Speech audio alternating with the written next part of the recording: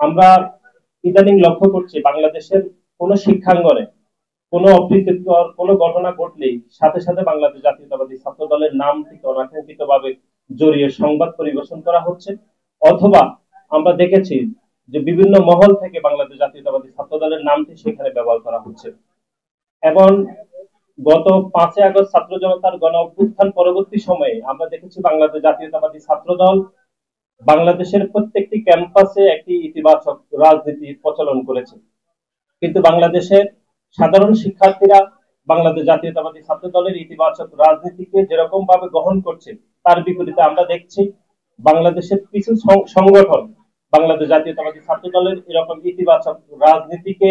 বিভ্রান্ত করার জন্য সাধারণ শিক্ষার্থীদের কাছে বাংলাদেশ জাতীয়তাবাদী ছাত্র দলের নামে বেনামে বিভিন্ন প্রপাগান্ডা করছে।